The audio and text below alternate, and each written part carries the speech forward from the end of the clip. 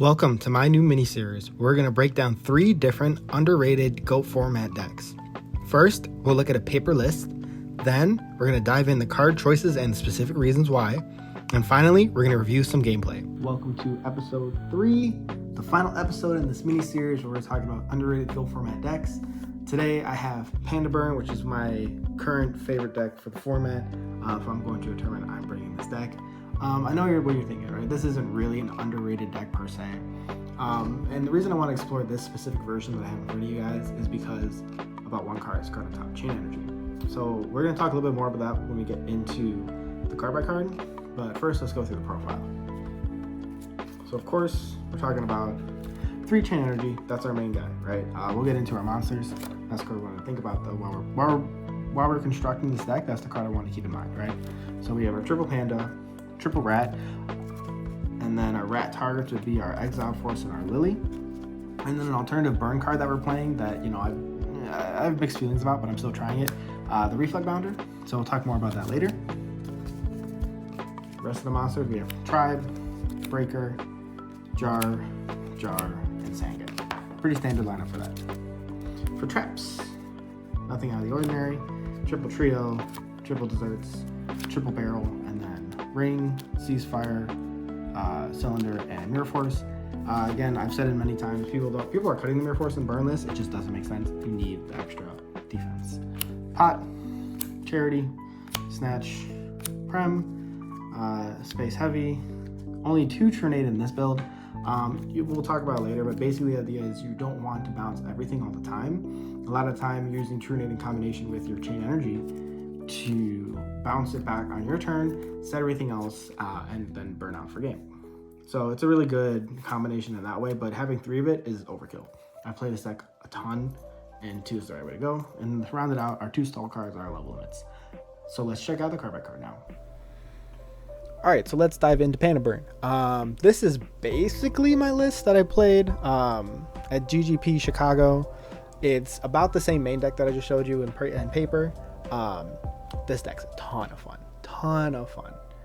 You get to be able to just burn your opponent out, and they can't do much about it. Again, this one does have a real side deck. We'll get into that though. The side deck is a little bit different than when I played at GGP Chicago, just because of the cards I had access to at that time. But let's get into the main deck. All right, so the card I want to talk about is Reflect Bounder, right? So this card is a really interesting card. It's super complicated, but it breaks down really simply. What this card should say is your opponent attacks us, they're taking 17, right? Minimum. Reflect Bounder reads, before damage calculation, if this card is being attacked by an opponent's monster and was in attack position at the start of the damage step, burn equal to the attacking monster's attack, and if you do, after damage calc, destroy this card. Right, so that's important, that after damage calc language.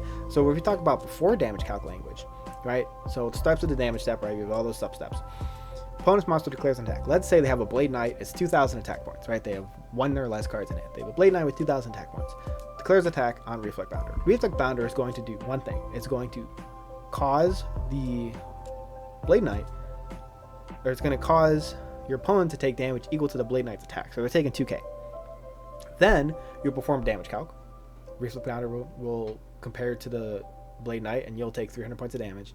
Then it'll destroy itself. And it's not being destroyed by battle, it's being destroyed by card effect. And so that's interesting to note, because if your opponent tries to hit it with something smaller, right? So say they summon something like a Morphing Jar and 700 attack points, and they swing a Morphing Jar into the Reflect Bounder. What's going to happen is the Morphing Jar will swing into the Bounder.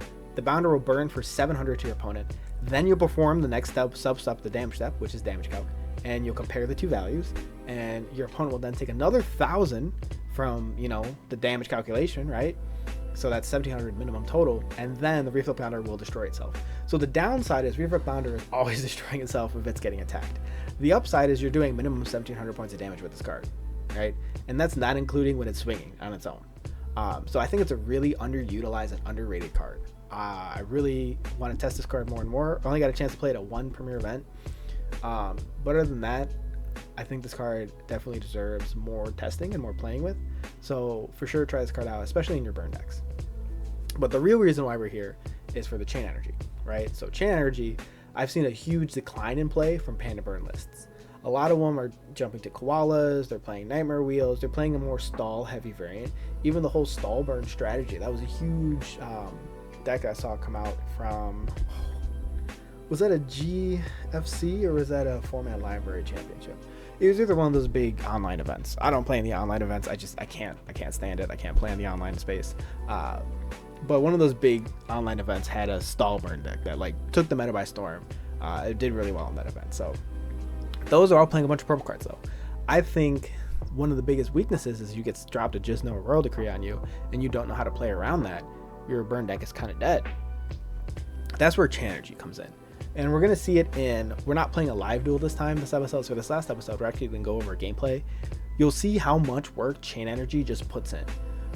Especially against the best deck, right? It's the Go format is solved. I know everyone who says it's not solved, it's solved. Chaos Turbo is the best deck. You just play Chaos Turbo meters through hard content and you have no fun. But if you want to make their lives miserable, because you know everyone's playing Chaos Turbo, Chain Energy taxes your opponent for everything they do, right? Your opponent is doing a ton of actions before they even like set a card to the field. They're either charioting, dueling, greeting, thunder dragoning, you know, anything like that. All those cost life. Thunder Dragon, people don't know this, Chain Energy reads the same way as a card like Prohibition. It says each player must pay 500 life points to normal summon, special summon, set, or activate cards from their hand, right? This card was also read back in Go format. It says the word play. If you were to play a card from your hand. Prohibition reads the same, where you cannot play that card from your hand. So for that reason and how it's ruled, Chain Energy will give you or make your opponent pay 500 life points for activating that Thunder Dragon's effect, because they are activating a card from their hand, right? It's an effect. And so every time they pitch that Thunder Dragon, even if they're pitching it, right? I've seen people, because they know they're playing burn, they're going to send their whole hand away because they don't want to take the extra Secret Barrel damage, right? I've burned my opponents out for a Secret Barrel when they've searched 2 Thunder and it's been exact game, right? But they're pitching that, and that's going to cost them an extra 500, even if they fail to find. So Chain Energy pulls its weight all the time, and plus it puts a time bomb on the game, right? And makes your opponent think about every play they're doing, and they're thinking a lot harder than you, because you're setting your purple cards, you're summoning your panda, and you drop a Chain Energy for the last thing you do, and you're getting in there. A lot of people won't play around that, and they'll just play into it. And I've seen it happen. You know, you have one Chain Energy up, and they're like, set 5, and you're like, well, that's 2,500 for you, bud. So, and it also stacks on itself. If you have 2 Chain Energy up, that's 1,000 points for every card they play. That's 8 cards they get to play, right? 7 cards, really. That's not a lot of cards to play in the game of Yu-Gi-Oh! You got 40 cards in your deck, and you're allowed to play 7. Woo! So that card can steal games and has stolen games on its own. Those are the 2 big things I want to talk about. Chain Energy alone, I think it's broken. I think people are underutilizing this card in Panda Burn decks, and they're underutilizing it in any deck. You can play it in any deck. It's just a continuous spell that burns. People don't want to play it, so I don't get it. Doesn't make sense to me. This is what makes this version of the deck underrated. It's definitely a lot more aggro built. That's why you're playing triple rat, triple panda. A lot of decks cut the rat, cut 1 or 2, and they play slower cards. I don't want to play slower cards. The advantage of playing a deck like this in Go format is that it's faster than any other deck in Go format, right? If I'm playing a slow deck, I am just losing to Chaos Turbo and Warriors. Those are slow decks that are faster than what I can do. This deck is faster than Chaos Turbo. If I can get myself set up and then start taxing, I'm winning. That's just what it is. Game 1, I'm winning every game 1. The only stall card in this list is the level limit. I don't enjoy playing the level limit. It used to conflict when I played Gorilla, but now we're not playing Gorilla. It's a little more impactful. But you notice we're not playing the swords in the main deck. I used to play it. I just couldn't find the room for it. I don't like playing stall strategies. It's not my play style. So that's why I have this specific list in front of you guys. That's why I think it's more underrated to play a more aggro-based strategy. Because I think people aren't prepared for it. And so that's what I like about it. Moving on to the side deck, not really much to talk about. This was done for the meta that was at the tournament. So again, side decks aren't really something to like. When you look at a deck profile, don't ask for a side deck, because it doesn't matter what that side deck is for that particular event, because it's going to change whatever the next event is. Obviously, there are cards that some decks can play, that other decks can't play based on what they do, right? Not every deck can play Hallowed Life Barrier because they don't have a discard outlet for it. Not every deck can play Royal Decree because they're playing trap cards in their main deck they don't want to go, right? But there are other side cards that are pretty generic that most decks can play. So it doesn't really matter what the side deck is, but what matters is the specific choices that we're doing with this one. Specifically, this one right here, Double Snare. Now, for those of you who don't know what Double Snare is, this was played in that Stall Burn deck. This card's hilarious. This card says, destroy a face-up card, right? Card, not spell trap, not monster, card, on the field that has an effect that negates trap card effects. This card single-handedly can out a Royal Decree or a Jinzo all on its own. That's enough for me to play this card, right? If your opponent has a Jinzo, I'm slapping down Double Snare, it's gone. If your opponent has a Royal Decree, I'm slapping down Double Snare, it's gone. No other card can hit both of those cards in that way that it does, right? Those are your two big problems in the deck, and having a card like that just specifically out them is not only hilarious, but also super efficient. And when you're playing with a deck like Burn, that you want to be efficient with your cards, and you want to maximize your burn strategy while also your aggressiveness and minimizing your bricks, playing an efficient card like Double Snare is massive. I think it's a really good card in the deck. An honorable mention, I will say, that I wanted to play in this deck, but I just couldn't find room. Final Attack Orders. This card's also a meme, but it's hilarious because 9 times out of 10, your opponents, if you're playing Scapegoat, they're taking way more damage from your other aggro cards besides Panda. Or if you're flipping a Final Attack Orders in conjunction with a trio, now they're taking the more damage because the trio tokens are in attack mode and they have 0 attack, but they have 1,000 defense. That's why the Panda swing into a defense mode trio token is only doing so much. But when you have an attack mode, it's doing way more damage. It's doing 1,000 points more, which is a lot in a burn strategy. I couldn't find space for it in the main or the side deck for now, but it definitely could find its way in there very shortly and very soon. I think it's an underrated card for sure. So I have it in my Earth Aggro strategy, but not in this one. So, but yeah, that's it for the main deck and the side deck. Really, there's nothing else to really talk about. It's a burn strategy. Like, what else are you talking about? You flip purple cards and you win the game. So that's kind of it. If you're a beginner with burn, if you're a beginner at goats anyway, burn is a good strategy to get into because it's an alt win con that you can kind of play to your own and tailor to your own liking. You can play it more aggressively, you can play it more control-y, you can play it more stall-y, you can play it more combo-y. You can play cards like Toll, you can play cards like Poison the Old Man. What else? Dark Snake Syndrome, Ectoplasmer. Those are fun cards, right? So you can kind of have your fun with it. So I definitely recommend this deck. It's definitely one of my favorite competitive decks. But something like this, a build like this, the one I'm staring at screen right now, this one is underrated, I think. And so that's why I wanted to bring it to you guys today. And so now, instead of doing a live gameplay, we are going to review GGP footage. So let's check that out right now. All right, so we are checking out, I believe this is round 4 from GGP Chicago. Shout out to my opponent for this one. I don't mean to expose you on this one, but it's a really good example of the power of chain energy. And so that's why I want to bring you guys this video. Shout out, of course, my opponent is none other than Mr. Metaphos himself, Marcus Hayden, renowned player himself. So we're going to check out the double chain energy opener. Definitely a really crazy way to start the game. So this is game 1.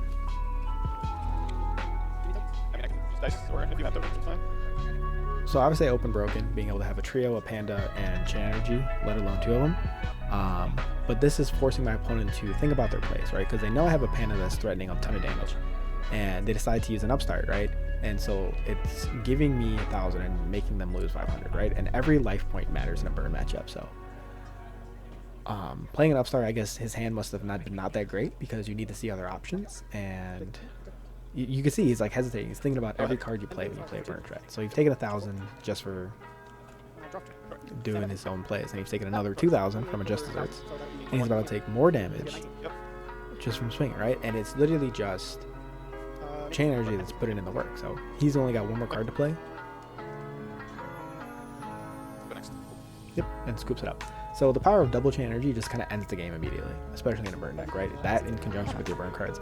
Let alone, he probably opened bad and opened really good. So, well, you know, take that with a grain of salt, but that's the raw power of that card. And against a chaos match like this, he's playing Chaos Turbo, obviously. Against a chaos match like this, my side was definitely put in some more aggressive cards, take out my stall cards. Those are mostly in there for the warrior strategy, right? Put in some more aggressive cards and be able to kind of maneuver around my opponent's side, because they're probably putting in walk, putting in hollow life barrier, stuff like that. And so I just need to be prepared for that. Okay, game 2, upstart open.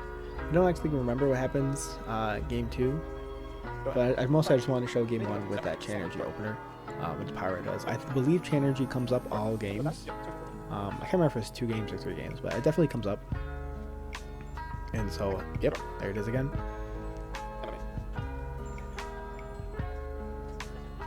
Every card you play from there on is a decision, right?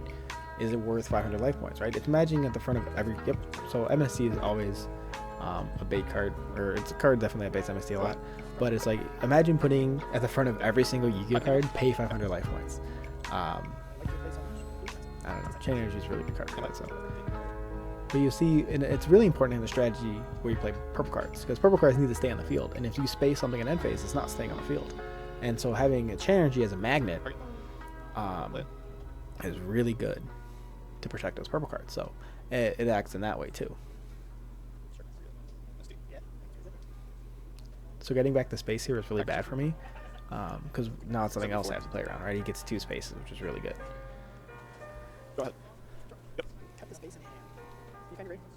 Kept the space in hand. Macros on 1. Cards in hand? Sorry. 4. Thunder space 2.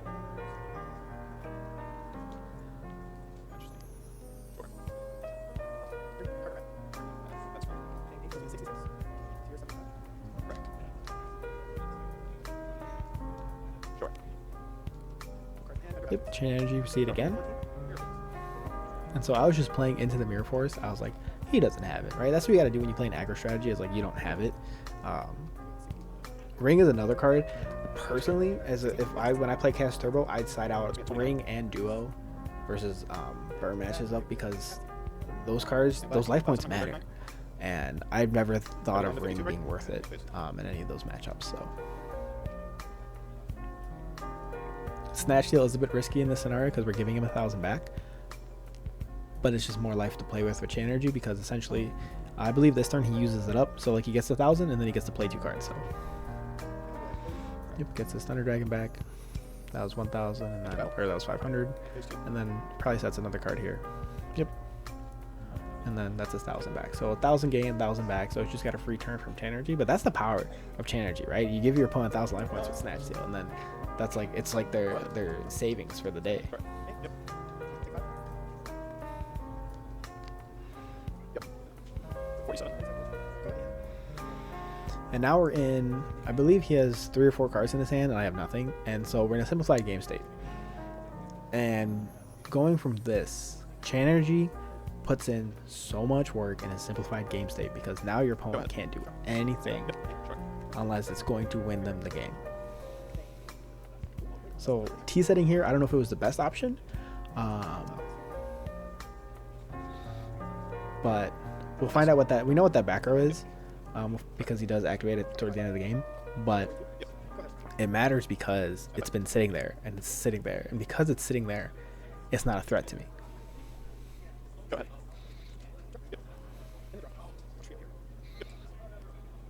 Oh, good. There, I just drawn the panda for turn, and so now I'm going to try and go for a game shot. 37. So here on the normal summon, right, he could have activated this, but he waited to go to battle phase, Destroy all face-up monsters. Targeting. which procced my guy for 28 points of damage, right? And so 2800 was not enough to 2800, right? So it's 5, 10, 50, or it's, he's not 28. He is 28. I apologize. He is 28. So 2800 is not enough to kill me, but it's plenty enough to kill him. And so having a card like this where he activated it hurt him more, because I couldn't have killed him with that interaction. Even then, the needle stealing would have done 900 points of damage to him. So he was taking a big risk there by not being able to play. You only being able to play one more card, but he knew it was a simplified game state, so it was a risk you had to take. Regardless, Chain Energy puts in a ton of work. I remember when we played this match afterward, after the comms cut off, right? He says to me, you know, Chain Energy, Chain Energy put in a lot of work that match, and it did, right? It basically won me both games, and I didn't have to do a whole lot. It was just him taxing himself because of the Chaos Turbo player, and you just play so many cards taxing yourself. So that's it for that gameplay review. Thank you guys so much for watching this whole mini series of underrated Go format decks. I hope you guys will play something other than Chaos Turbo, or just play something else and have fun with it. Enjoy Go format, because that's what it's all about. Grow with your community, build your community back up, play goats in person. It's a lot of fun, and I'll see you guys in the next one. Peace.